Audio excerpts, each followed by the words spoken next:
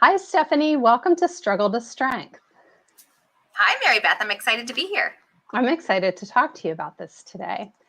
So, I'm Mary Beth Simone, and I am the founder and CEO of Niche Partnership Consulting. And my business, in my business, I teach entrepreneurs and professionals how to create their contingency plan to empower their second in command to keep business and life running smoothly in an emergency. And my business was born out of a personal struggle. And with this series, I aim to highlight the strengths that my guests have developed as a result of their struggles.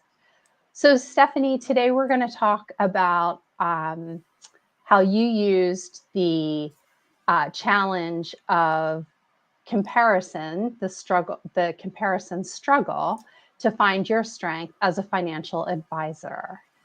So before we dive in, can you tell us about your background and the work that you're doing today? Sure. So I have been a financial advisor 24 years, but it was a career change for me at the time, which gives you an idea of my generation. I went to undergrad. I wasn't sure what to do, so I went to graduate school. I got a job after that, and it kind of just wasn't, what I wanted to do forever. So I made that career change, which I know we'll talk about. Currently, I have had for 11 years my business, Sofia Financial, which aims to empower women to make wise financial decisions.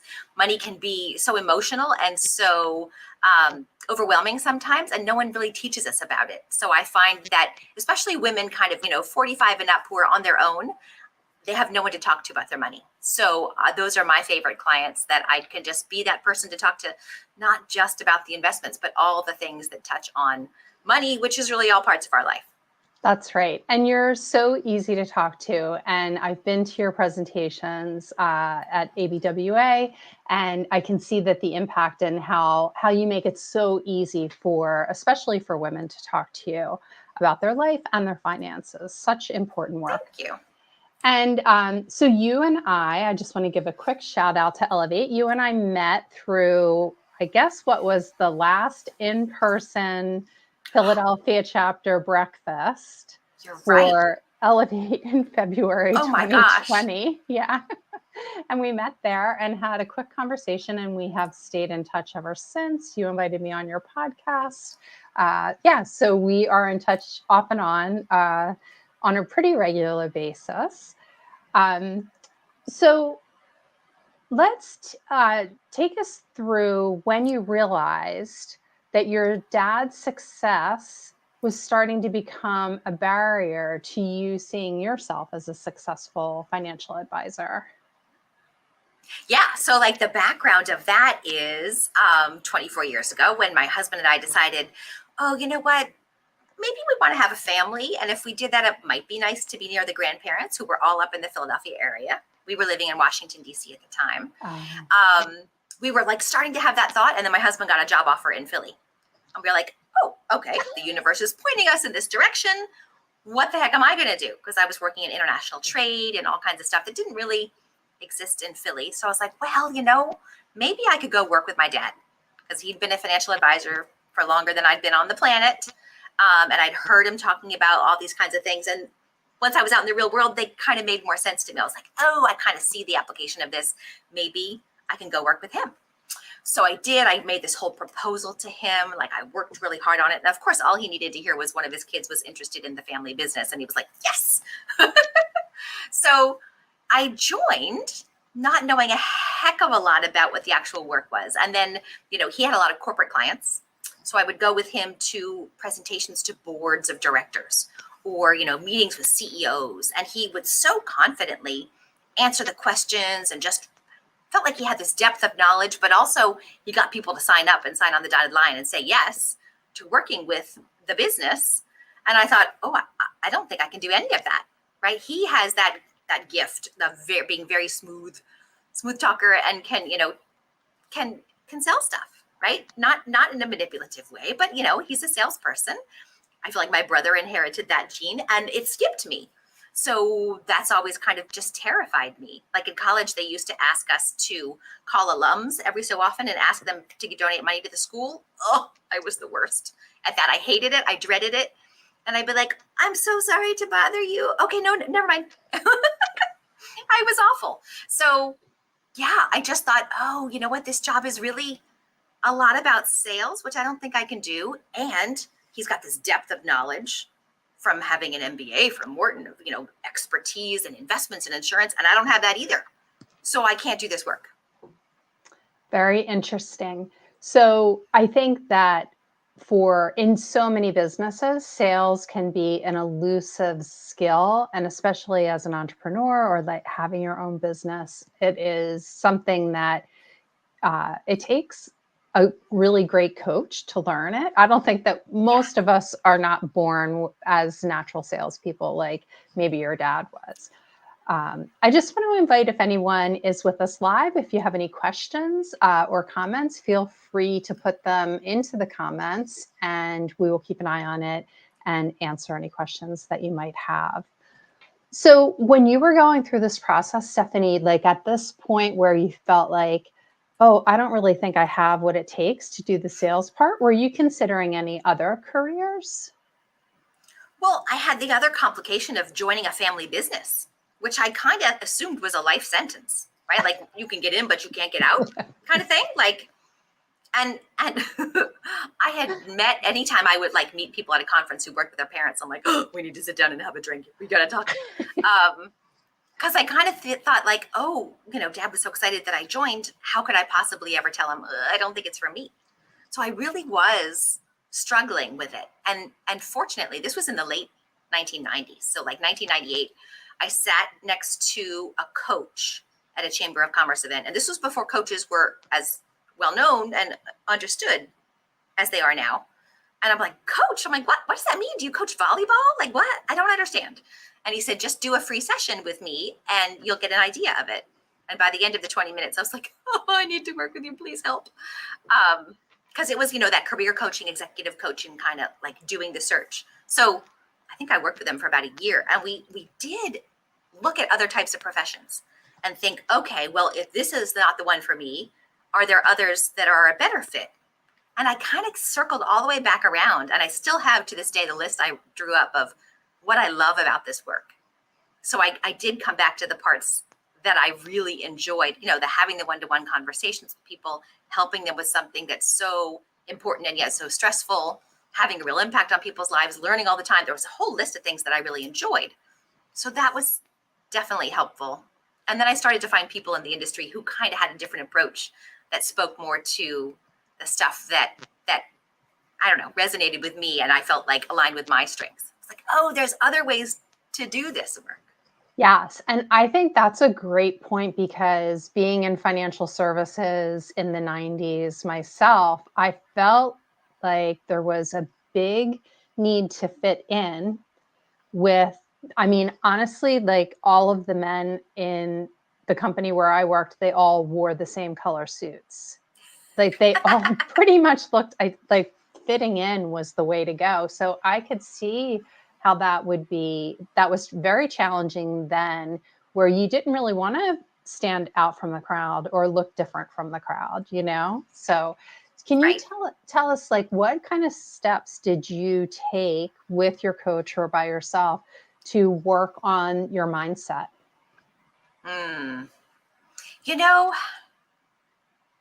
Part of it was an evolution. I had the great good fortune. There was a lot of, privilege that I acknowledge in my career path, right? I had a boss who wasn't going to fire me. And I had, the opportunity to kind of flail around for a little bit and find the stuff that worked for me. But I did, because we had a lot of corporate clients, like we would do their 401k plan, for example, or other type of employee benefit plans. I had an opportunity to sit down with people one-on-one and have the conversations that were really financial planning conversations, but there was no sales involved, happily for me. It was like, here's this retirement plan. Here's how it works. Tell me about your situation. Let's try to figure out how this might fit in.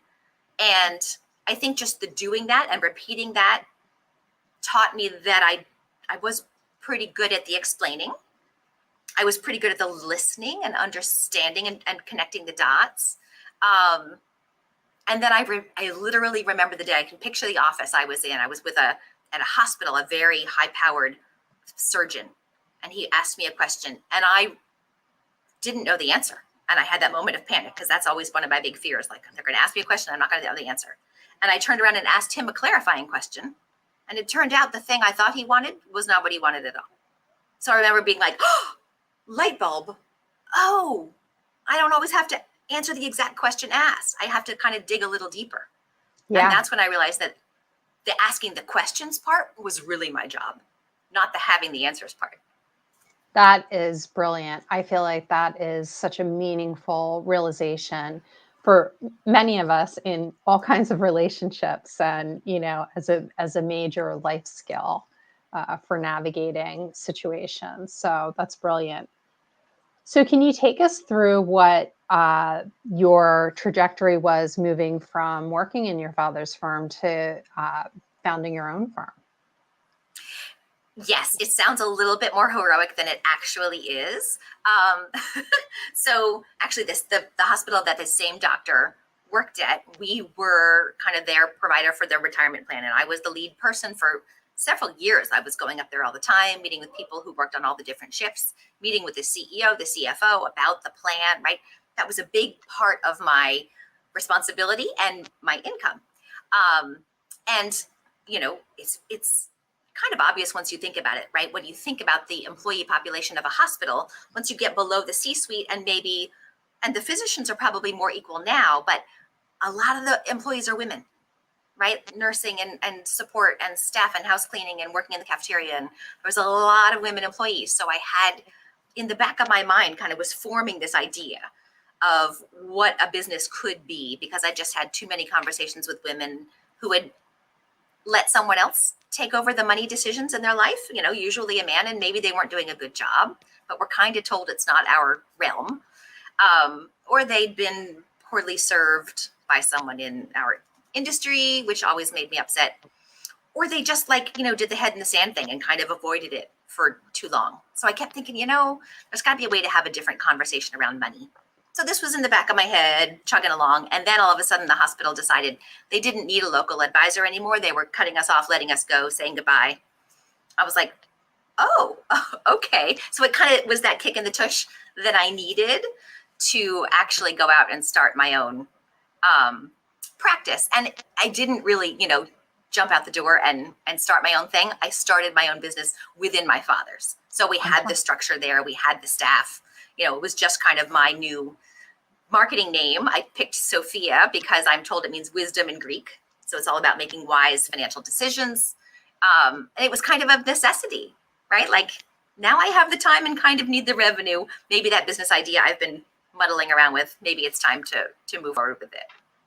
That's wonderful. And then can you tell us a little bit about how you decided to niche down and then, and get the confidence to make this offer specifically to women? Because I don't know that there are others in your field doing anything similar. There are. And, once you're out there doing it, you find the others who are. But yeah, to me, that was the need, right? I even think back now to the women's studies classes I took in college in the 80s, and that they was probably planting the seed to kind of see the patterns and, identify the need. I did some market research. I talked to a bunch of friends and sent out a big survey about, kind of women's, what's the word? Issues, distrust of the financial services industry. I'd seen, studies showing that it's one of the most distrusted industries by women. So I was trying to get at what are the issues there, right? And one was kind of a lack of transparency, especially with, financial advisors, investments. You don't exactly know what you're paying. You don't quite know what you're getting for what you're paying. I definitely felt like there was a need. And I don't know, it's my people. It's the people I like to hang out with. So yeah, it definitely went through an evolution, kind of all women to, women of a certain age to, I think it's the women on their own who really, and often it's, women who have kind of been in the helping professions. They don't feel like money is their forte. They really wish they didn't have to worry about it. Having that comfort level, knowing that someone's looking after it and it's someone they can talk to if the mice dug a hole in the basement and they've got to spend more money on it than they need to. And, all those kinds of questions that, again, there's no one else to talk to. Yeah. Yeah. And really having and enjoying that advisor relationship, someone who you can bounce the meaningful questions of your life off and, make plans for your dream vacation or whatever those goals are, that you have. Yeah. And sometimes it's like, do you think this is going to work? Right? Like, oh, I have a friend and she's got a dread diagnosis and she really wants to go to Iceland and I'd love to go with her, but it's going to cost this much. Yeah. Right? Like, all right, well, let's think about how we can make that work. Yeah. As opposed to, nope, sorry, that's not responsible. Right? Like, yeah. Ugh. And I love your focus on, it's really just a matter of choices and, figuring out how to make it work. Yeah. Yeah. Yeah. So what kind of advice would you offer a woman in particular who's aspiring to open her own business? Oh, it's so interesting. I think I've seen it throughout my career and even my husband's career, right? My husband is an architect. He has worked for architects who are good architects, but maybe not good managers of other people. So it is a whole different skill set. And I'm still learning and working on, being a business owner part of it, right? I feel like, the financial planning I'm good at, and now I've got to do all the other things too. So I think sometimes the desire to have your own business is really the desire to have that independence, to do the work you want to do the way you want to do it. But there's a lot of other stuff that goes around it. So I just think it's, maybe thinking that through, doing as much as research as you can, talking to other business owners so that you don't get caught blindsided by certain things. And then, network your little butt off, right? Like that's how we met. I just felt like there's been so much support, learning, and help, right? I found my virtual assistant through networking. I found my social media consultant through networking. I found my social website person through networking, right? All that kind of stuff. And I've just learned so much, right? It's not like you have to go out and do it completely on your own. Yes, it's my business. I make the decisions and I have the support network around me that I have built from going out and, just meeting people and being open about my situation, asking questions, helping out. That's really helped a lot.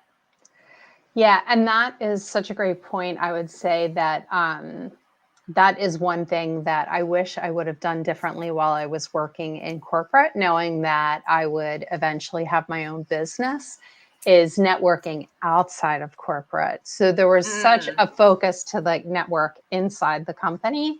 But what I really needed was to be networking outside of the company too. Yeah. So that's a great point. Yeah.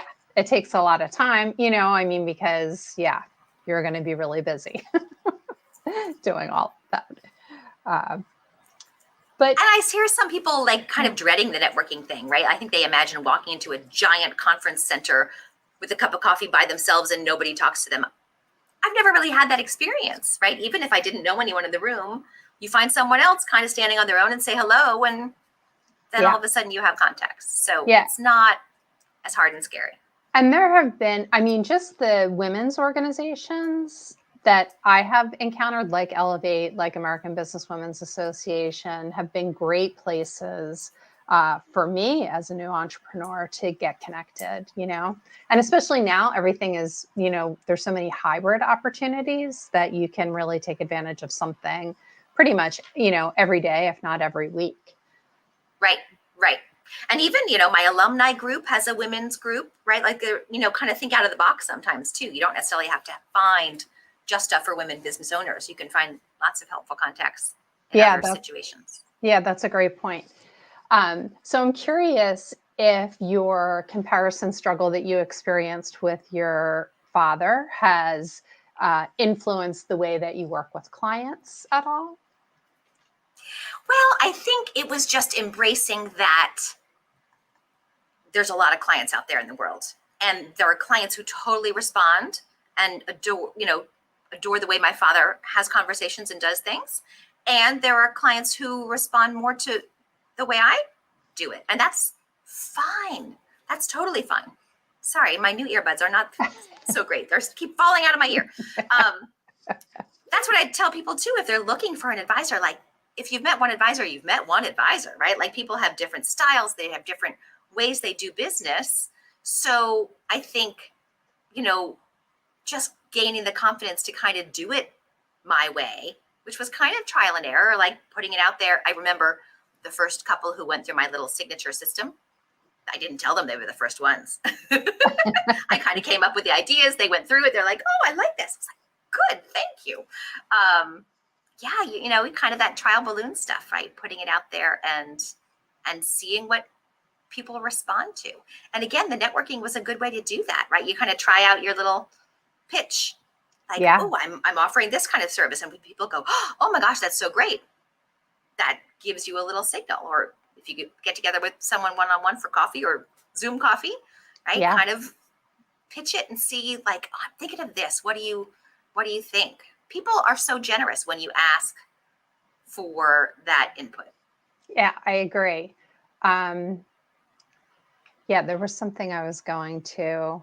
Oh, when you were talking about meeting one financial advisor, that you need to remember that is just one. And I would concur with that 100%, because I refer my clients to financial advisors, and I would never enter into an exclusive partnership with a financial advisor, because all of my clients have different needs and personality needs. So it's important. I mean, there are just so many advisors with differing specialties and differing skill sets. So I agree with you 100%. There is room for, more specialties, more niche types of offers. Yeah. And then, okay, so speaking of clients, so can you share with us who your ideal client is these days? Yeah, I mean, really, it's, a woman who's either widowed, divorced, or never married, who's kind of looking towards retirement, trying to get my fingers in the camera, whatever that means, right? Retirement. When I started my podcast, we called it Take Back Retirement, partly because we kind of want to reclaim that word, right? You're not just sitting on a rocking chair on a porch for the rest of your life. It's, to my mind, getting to the point where you're working by choice and you're, no longer financially needing to bring in income. You can, certainly. So women who are kind of looking towards that, like, oh, I've always wanted to start that business or that nonprofit, or I'd really like to, pick up a whole new skill set. Or sometimes it's, I do want to stop working altogether, right? Whatever that kind of next chapter is, they're looking towards it with some trepidation. Again, no one to talk to about the money stuff. Most of my clients have this nagging sense that they should be paying more attention to it. And when they come to me, they all say the same thing. I just want to be sure I'm being smart about it, right? Sometimes it's a divorce settlement. They've got a chunk of money, like, oh, what the heck? How do I put this to work to support the rest of my life? Or an inheritance, or, that kind of thing. Like, I just want to make sure I'm being smart about it. So, I have services in a variety of sizes, trying to, present the whole menu of how a person might want to engage, from a one-time 90-minute to a, pulling together the whole plan, or an ongoing relationship. All of that is fine. So that's wonderful. I mean, so that really meets the needs of the person who wants to do it themselves, but stay accountable and have some professional advice on what they're doing, and make sure that they're not taking their investments south in any way, like that they will be making wise choices, all the way to having full service advice for their investing. Yeah. And sometimes it's more than investing, right? I'm stealing this from Carl Richards, but he's got this little drawing that says, like, your investments are one tiny piece of your whole financial life, which you know very well, Mary Beth, from the work that you do, right? So it's, do I buy or rent the house? Do I, what do I do about the taxes and cash flow and savings, and how much should be in cash versus invested? And, how do I think about supporting my adult child who might need it in a few years? Like, all that stuff. Can I afford to stop working? Do I have enough put away? All those things are not investing questions. Right. And like rent versus own and all of that kind of stuff. Like when you get into retirement years, you're not really sure, Yeah. do I still need to own property? And yeah, so that's great. Yeah, so that's wonderful. And I think that your ideas around retirement make so much sense too, because so many people who I know in corporate have the same goal of retiring from corporate early, but then doing something else. They do have this dream job that they want to create. So, can you tell us a little bit about your podcast and how that came about? Sure. It's so funny. I had been thinking about doing it for a while. I go to this great conference called FinCon, which is like financial content creators. So there's financial advisors, yes, but podcasters and YouTubers and bloggers and all this kind of things. So that had planted the seed in my mind about doing a podcast. And then I went to visit a friend in New York. Like I was up visiting clients and we met for coffee. And I walked into the coffee shop and the first thing she says to me is, "You need to do a podcast." You're in my head. How do you know that that's what I've been thinking about for 6 months?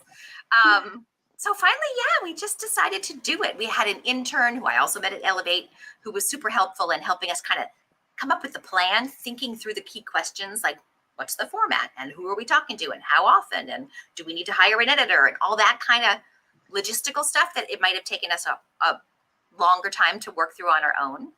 And I keep saying we because I do have a co-host, Kevin Gaines, my colleague here at work.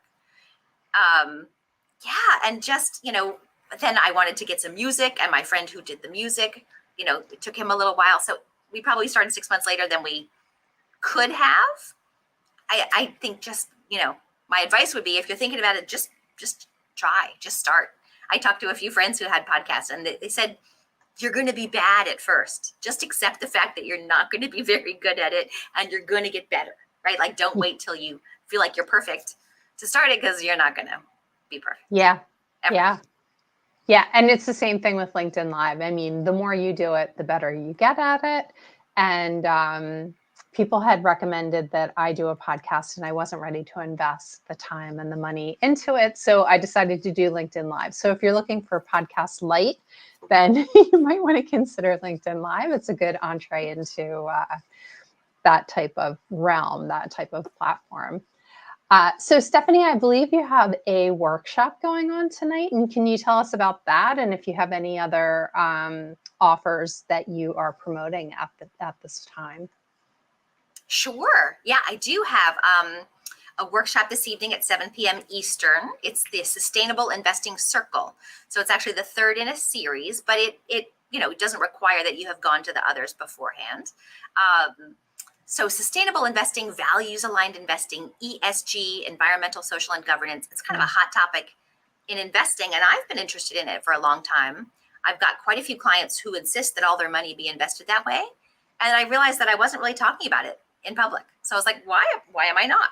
So we decided to do this series of webinars about it. We've had a couple podcasts about this topic, both just me and Kevin talking about it, and then also a few guests.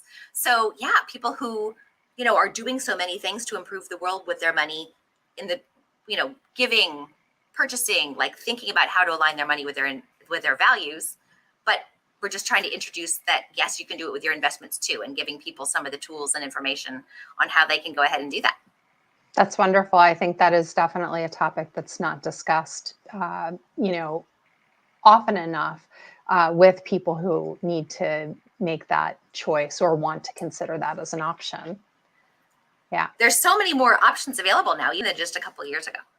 That's wonderful to know. And it does seem to be gaining in popularity just because of, the way that what's happening in the world these days. Yeah. Sure. Yeah. So how can people who are listening get in touch with you? Sure. My website. So my company is Sofia Financial. That's Sofia with an F. So SOFIA, and I'm Stephanie with a PH. So sofiafinancial.com. And on that home page is the links to the webinars that'll be coming up. I think we're redoing number 2 coming up as well. So we're going to keep doing the ESG series, I think, cycling through. And then the podcast is called Take Back Retirement.